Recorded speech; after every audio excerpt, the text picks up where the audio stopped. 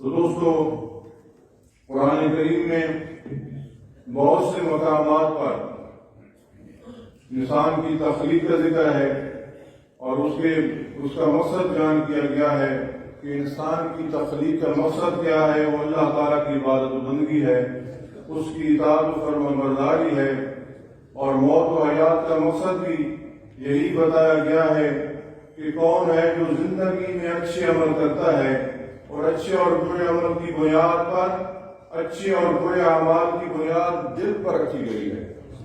اچھے اور برے اعمال کا جو دار و مدار ہے وہ کس پر ہے؟ یعنی انسان کا سنورنا اور بگڑنا، انسان کا سنورنا اور بگڑنا وہ کس چیز پر رکھا گیا ہے؟ وہ دل پر ہے۔ سرکار دو عالم صلی اللہ علیہ وسلم نے ارشاد فرمایا، الا وان فی الجسد مضغۃ اذا صلح الجسد كله واذا فسد الجسد كله الا وهي القلب۔ سرکار دو عالم صلی اللہ علیہ وسلم نے ارشاد فرمایا کہ انسان کے جسم میں ایک گوشت کا ٹکڑا ہے، گوشت کا ایک ٹکڑا ہے، اگر وہ درست ہو گیا تو سارا جسم درست ہو گیا۔ سبحان اللہ، نعرہ تکبیر، نعرہ رسالت، نعرہ حاضری، آستان علیہ بول۔ اگر وہ بگڑ گیا تو سارا جسم بگڑ گیا۔ سن لو وہ دل ہے، سن لو وہ دل ہے۔ وہ کیا ہے؟ دل ہے۔ انسانی جسم میں دل کو مرکزی حیثیت حاصل ہے، مرکزی حیثیت حاصل ہے۔ گویا جسم ایک سلطنت ہے اور اس سلطنت کا بادشاہ دل ہے، اس سلطنت کا دل ہے۔ تو دل کے ایک طرف روح ہے اور دوسری طرف نفس امارہ ہے۔ دل کے ایک طرف روح ہے اور دوسری طرف نفس امارہ ہے۔ تو روح بہت پاکیزہ، نورانی اور اعلیٰ چیز ہے جو عالم انوار و تجلیات کی منبع ہے، اور نفس جو ہے، نفس امارہ عالم ناسود، عالم فانی اور خواہشات نفسانی کا منبع ہے۔ نفس امارہ گناہوں اور خواہشات کی طرف راغب کرتا ہے۔ اللہ تعالیٰ ارشاد فرماتا ہے، ان النفس لامارۃ بالسوء، بے شک نفس امارہ تو انسان کو برائی کا حکم دینے والا ہے۔ اور اگر دل پر نفس کا غلبہ ہو جائے تو دل و دماغ میں انتشار پیدا ہو جاتا ہے، انسان کے اندر ایک ایسا نظام بن جاتا ہے جو اچھے کاموں کو ناپسند کرتا ہے جبکہ بروں کاموں میں راحت و سکون پاتا ہے۔ ایسی کیفیت میں دل مردہ ہو جاتا ہے، دل میں خرابی پیدا ہو جاتی ہے، دل میں بیماری پیدا ہو جاتی ہے۔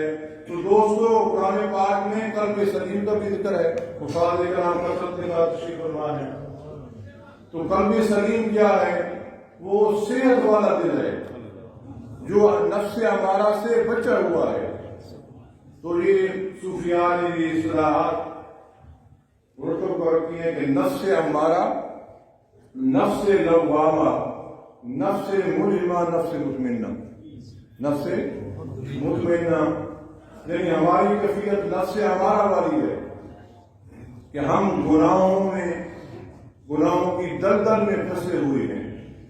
ہمارا مزاج یہی ہے کہ ہم جسم کا خیال کرتے ہیں، خواہشات نفسانی کا خیالات ہمارے دلوں میں اٹھتا رہتا ہے۔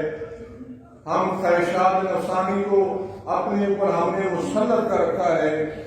ہم دل کا خیال نہیں کرتے کہ دل پاکیزہ ہونا چاہیے، دل صاف ہونا چاہیے، دل جو ہے وہ تمام علیحوں سے پاک ہونا چاہیے۔ ہم اس طرح خیال نہیں کرتے، تو ہم جسم کا خیال کرتے ہیں۔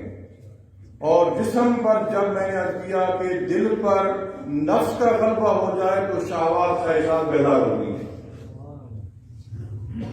اور روح کی طرف میں روح کی بات میں تھوڑی سی بات کروں گا، کیونکہ اصل چیز روح ہے۔ اصل چیز کیا ہے؟ روح۔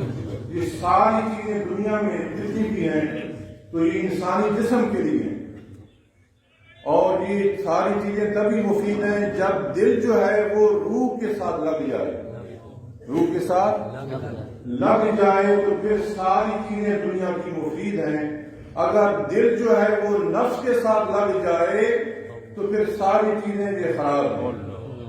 وہ انسان کو جو ہے وہ نفس جو ہے یہ ساری چیزیں اچھی چیزیں جتنی بھی ہیں تو وہ نفس جو ہے وہ ان سے غلط کام لیتا ہے، غلط فائدہ لیتا ہے۔ یعنی وہ کھا پی کے سوتا رہے گا، اسے نماز کا بھی خیال نہیں ہوگا، تہجد تو کیا نماز ہی نہیں پڑے گا، عبادت بھی نہیں کرے گا، والدین کی خدمت بھی نہیں کرے گا، کیونکہ والدین کی خدمت جو ہے وہ بھی واجب ہے، بچوں کی پرورش ہے، باقی خلق خدا کی خدمت ہے۔ تو اصل مقصد یہی ہے اللہ تعالیٰ کی عبادت کا کہ انسان اللہ تعالیٰ کی عبادت کرے، اس کی بندگی کا حق ادا کرے، اللہ اور اس کے رسول صلی اللہ علیہ وسلم کی اطاعت کرے، حضور کی سچی اتباع کرے، حضور علیہ السلام کی غلامی کا سچا اور پورا حق ادا کرے۔ تو یہ چیزیں تبھی ممکن ہے کہ انسان اس نفس کے حصار سے نکل جائے، نفس ہمارا کے حصار سے نکل جائے۔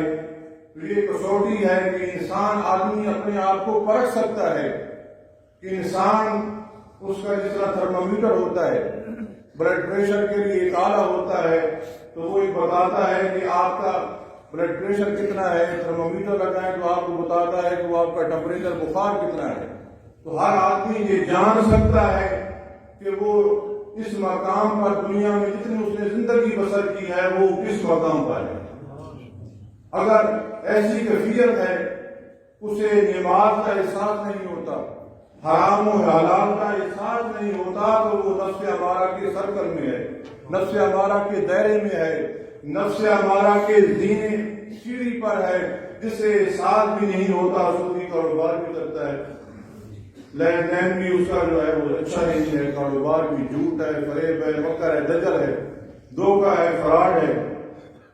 یہ ساری چیزیں جب وہ کرتا ہے، منافق بھی ہے، دھوکہ بھی ہے، اناد بھی ہے، شرک ہے، کفر ہے، بادعقید بھی ہے، یہ ساری چیزیں نفس امارہ کے دائرے میں آتی ہیں۔ اور جب تک انسان اپنی ترقی نہیں کرنا چاہتا، اپنے آپ کو راہ راست پر گامزن کرنا نہیں چاہتا، اس وقت اس کی ترقی نہیں ہو سکتی۔ جب وہ چاہتا ہے اللہ تعالیٰ کی اس پر رحمت ہوتی ہے، اللہ کے ولیوں کی نظر ہوتی ہے، تو وہ راہ راست پر آنا شروع ہو جاتا ہے۔ سبحان اللہ، نعرہ تکبیر، اللہ